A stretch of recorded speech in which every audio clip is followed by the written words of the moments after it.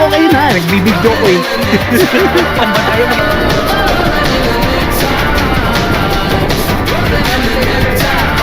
Gumagalaw ako. Oh, tatangay ako. Igago pa. Tatangay ako. Ang lakas.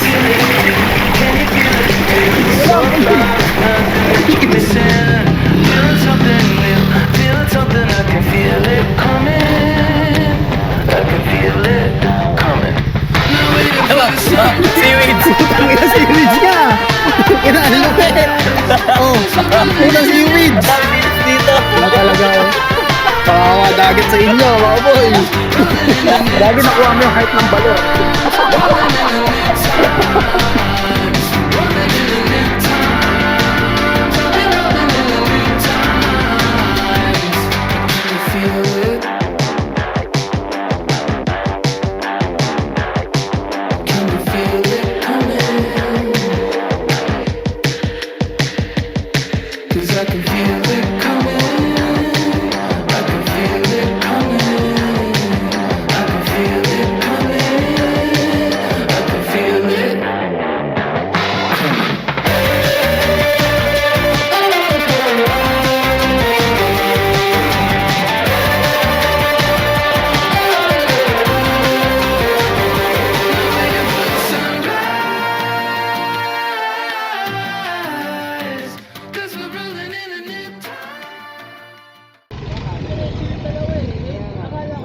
So, andito tayo sa Jax 360 view.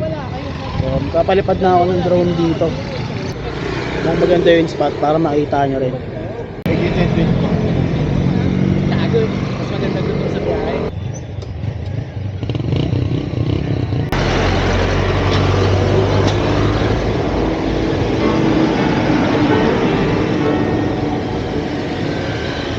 Feel it now every time I leave. It hits me hard and it cuts me deep. I'm 1,000 miles from happiness, 1,000 miles from you.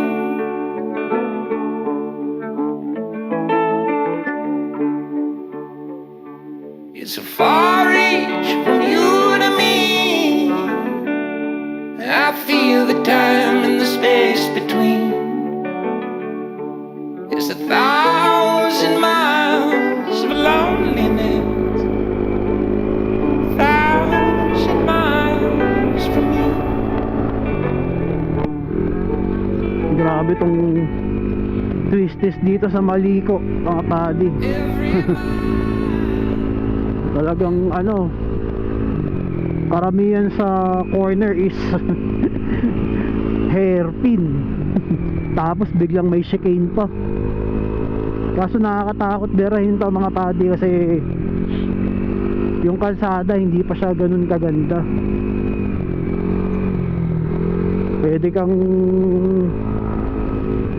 umembang. So yun, dito tayo ngayon sa Maliko. Ano ba to? Pangasinan ba to? So yung biyahe natin ngayon is pa Isabela tayo. Kasama natin sa trip na to si Utol, si Berto, nasa Baler na siya, si Master Jerome. Yan, bali 4 kaming bumiyahe ngayong araw na to. Wala na akong gas. So wala akong idea dun sa mga pupuntahan kasi first time ko dito sa lugar na to. Although nadadaanan ko naman to mga padi, pero hindi ko kasi siya ini-explore. So ngayon lang ako nakadaan dito sa Maliko. Grabe oh, ganda mga padi oh. Oh,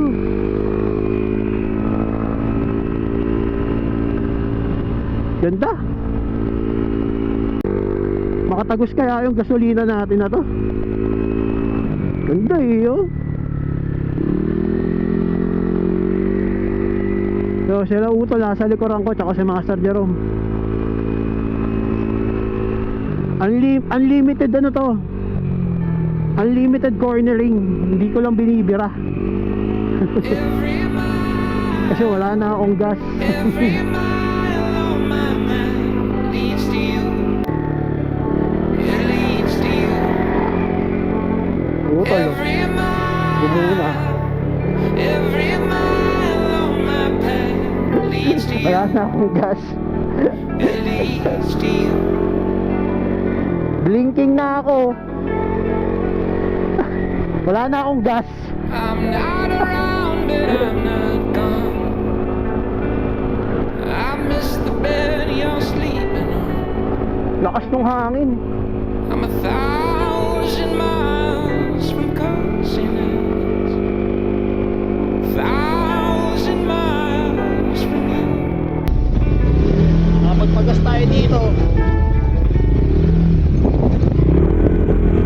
Ang lupit kasi may gas station na pala rito. Food trip muna tayo ng Aros Caldo.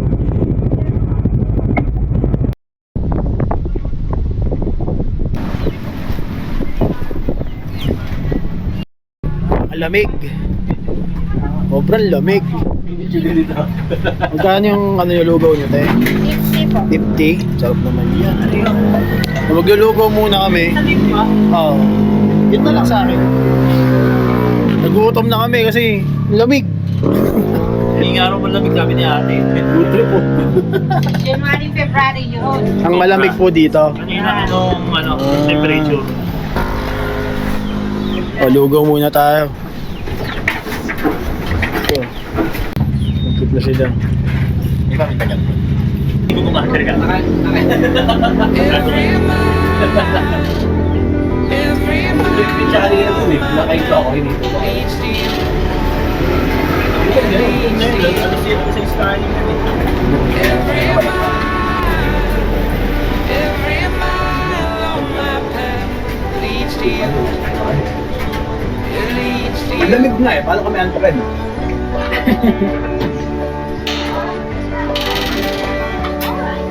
Saan pupunta yung mga sir?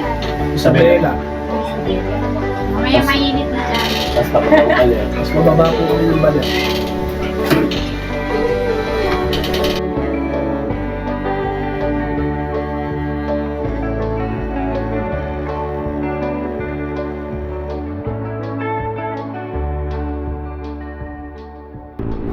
So yun, mga padi, papunta na kami dun sa sa isang spot na sinasabi nila ni Master Jerome, yung strawberry picking.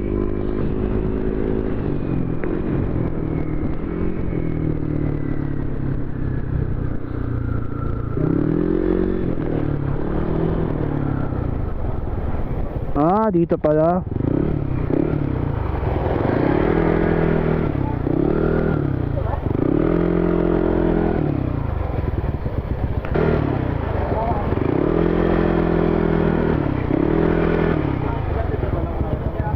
Mabayaran daw? Mm.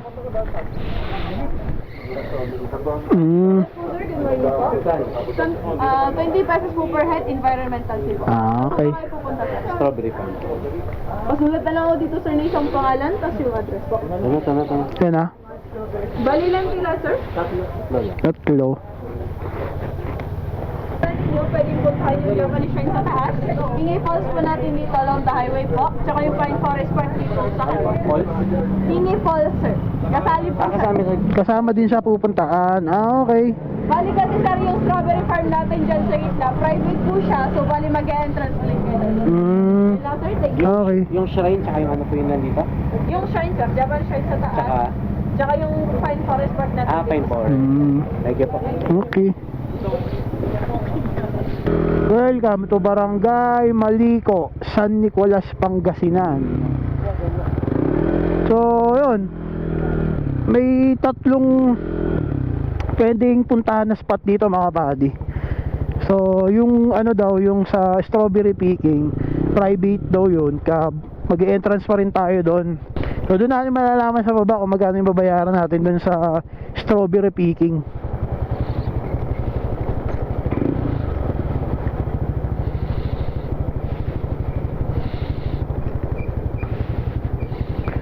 no, strawberry farm, oh. Sabi ni ate dun sa kinainan namin, mga buddy, yung pinakamalamig naman taw dito is December tsaka January. As usual, ganun naman talaga pagka mga bundok, ganung month yung malamig. Pero ngayon, malamig pa rin naman. Pero sabi ni ate, pagdating daw dun sa baba, sa city sa baba, sobrang na daw, sobrang init, kaya dapat i-enjoy nyo yung lamig dito daw sa taas. Kasi yun nga, pagbaba nyo, mainit na. Saan? Kaliwa, kanan? Ayun, oh, strawberry, oh. O, doon na lang. Strawberry farm. May mga homestay sila dito, mga buddy. Kung gusto nyo meron ding pools, oh. Rappels, Cascade and Climbs.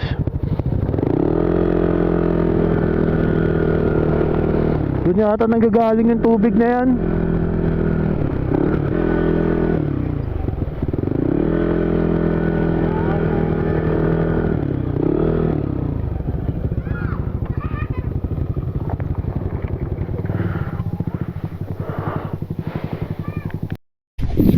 Ayan mga padi, ito yung napili naming pagkuhaan ng strawberry kay Christina's Strawberry Farm.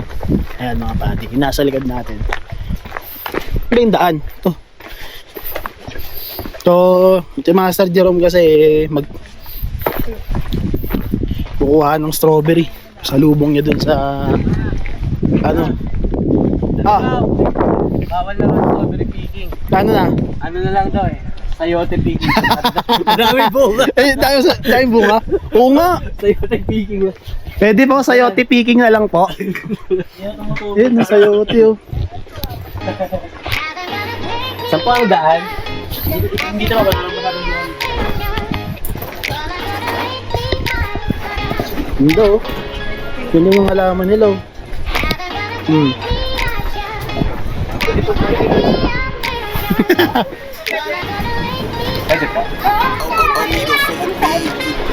Yun, no? Di ba kami game lang? Dami, oh. Tutuunog na, oh.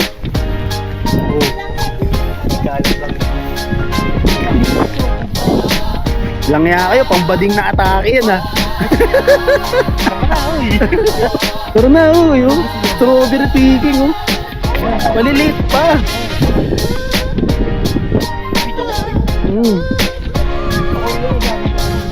Bading ka pala eh. Pwede naman yata. Pwede ko tikman, di ba? Matamis talaga to. Tayo yung malaki. Pagpunta kay Ate Pocho. Pulang-pula. Haba na to, wala nang ugas-ugas to. Wala na. Tamis. Tamis. Ano, matamis nga. Ayos. Bali man nasa na yung mo. Ganito mo. Kabat pati ako kayo na, nagbibidyo ko eh. Pambad ayaw maging bading ako. Tara, gagawin laki mo. Ganda nito. Perfect ko. Ganda mo. Pambading lang sa yan eh. Gandang-ganda mo dyan.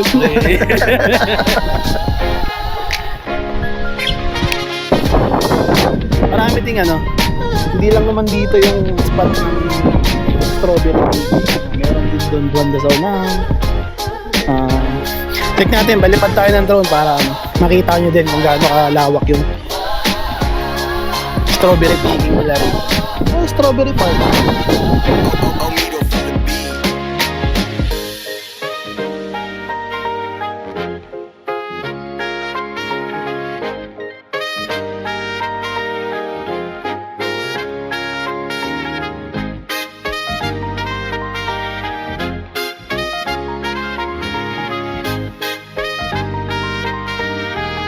Omido for the beat.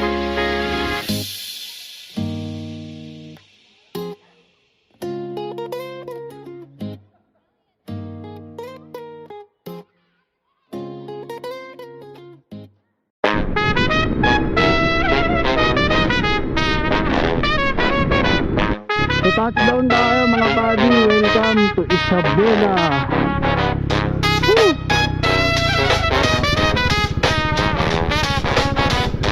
Ganun setup sa buhay probinsya.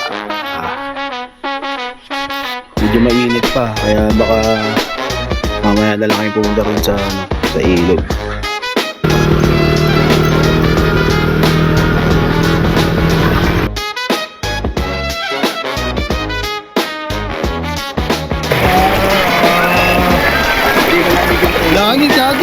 Lagi gumagalaw ako. Oh, tatangay ka? Tatangay ako. Igaki.